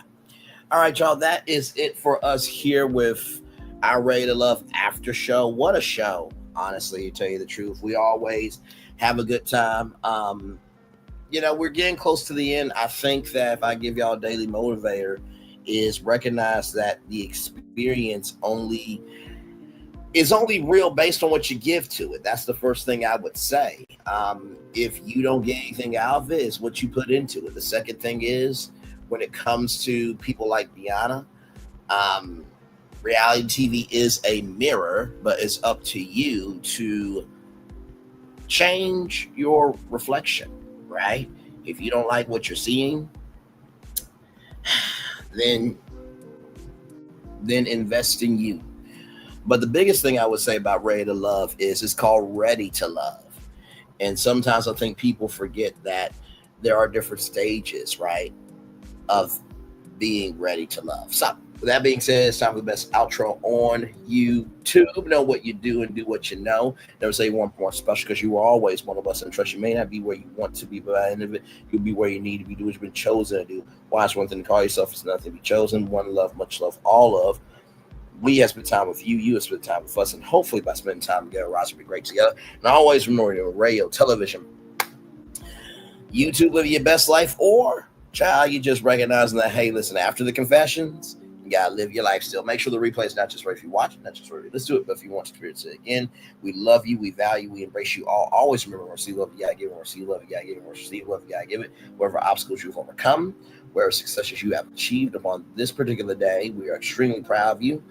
But if no one else is proud of you, be proud of your damn self. And finally, y'all, truly, this show has always been our show, and whatever we don't elevate, we will lose. So please, please, please, please, please, please, please keep elevating this show, because we need our own platform for love. Commercial break and fireworks coming your way for the day. That was for the day. It's come for the blessings down the way for you, me, all of us, as a society, as people, as a culture. We feel love and we send it right back to you. Good night, everybody. Love you all. Bye-bye.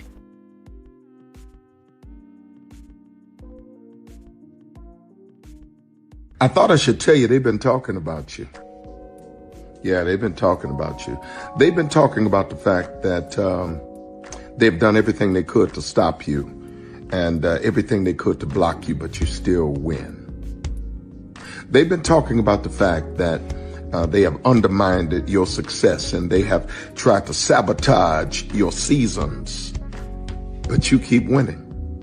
They've been talking about the fact that even though they don't like each other, they get together to try to kill you, but you keep winning.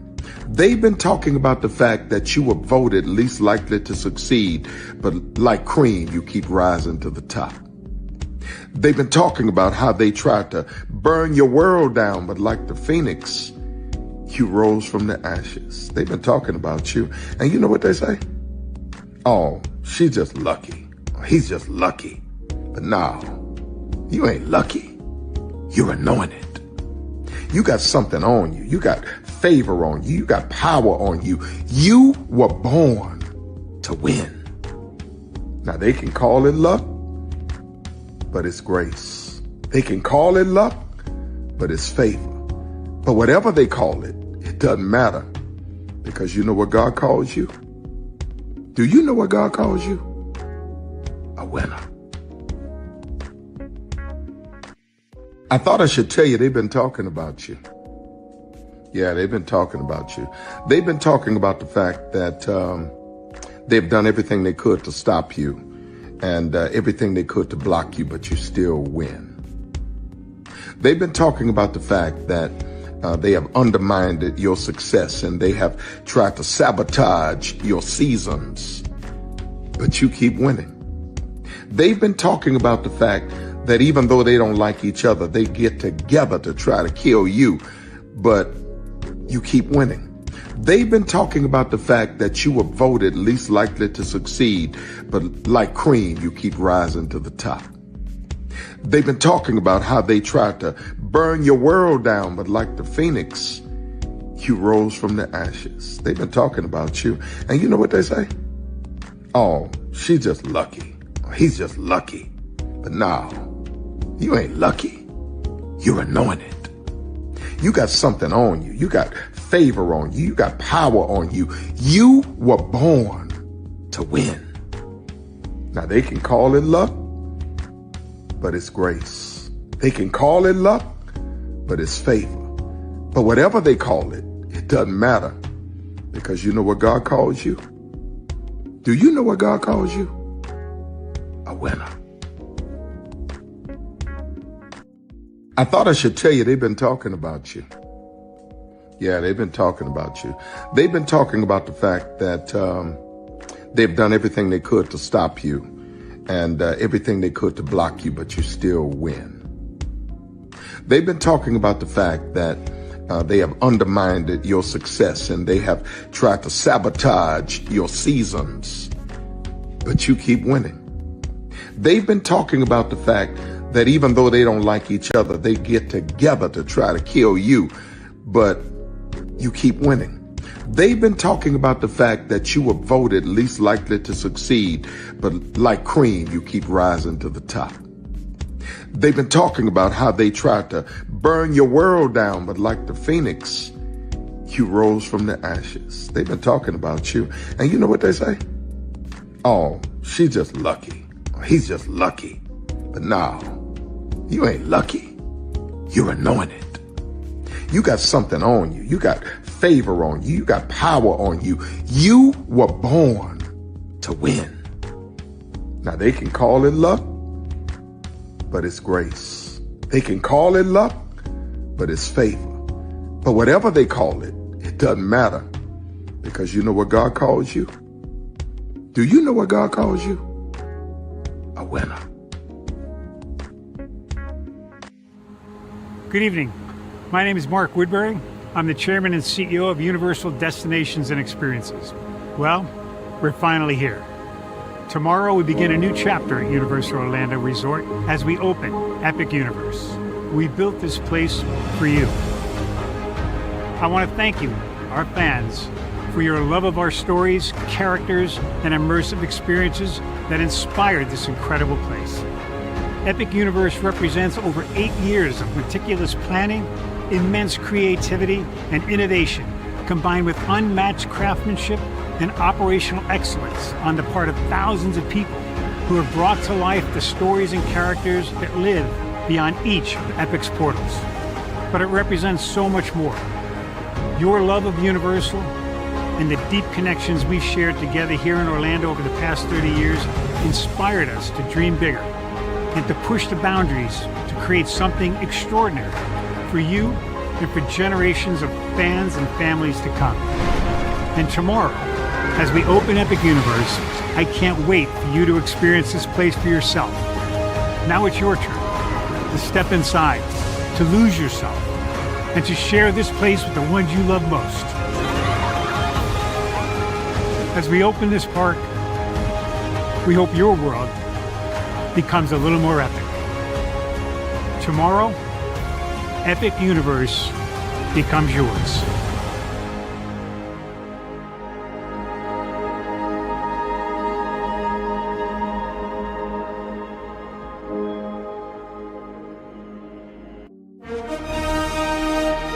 Prepare for a journey beyond imagination, beyond belief, beyond anything you've experienced before. Universal Epic Universe, a new theme park where you'll step through extraordinary portals to 5 immersive worlds. Prepare for a cosmic voyage of discovery, an isle of fire-breathing excitement, a shadowy world of monsters and mystery, new wonders in the wizarding world, and a new way to play.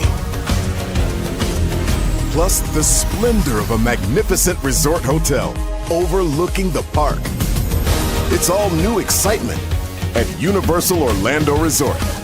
A week's worth of vacation thrills with 4 amazing theme parks, a variety of spectacular themed hotels, and incredible dining and entertainment. It's all at Universal Orlando Resort, where you'll find new adventures every day.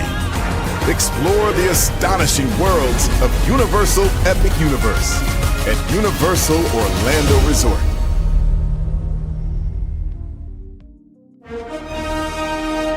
Because here's the thing, a good streamer can find other content.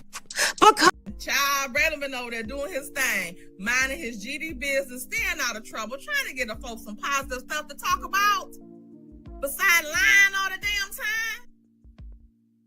Child, Braylon been over there doing his thing, minding his GD business, staying out of trouble, trying to get the folks some positive stuff to talk about. Besides lying all the damn time. Child, Braylon been over there doing his thing, minding his GD business, staying out of trouble, trying to get the folks some positive stuff to talk about. Besides lying all the damn time. Child, Braylon been over there doing his thing, minding his GD business, staying out of trouble, trying to get the folks some positive stuff to talk about. Besides lying all the damn time. Child, Braylon been over there doing his thing, minding his GD business, staying out of trouble, trying to get the folks some positive stuff to talk about. Besides lying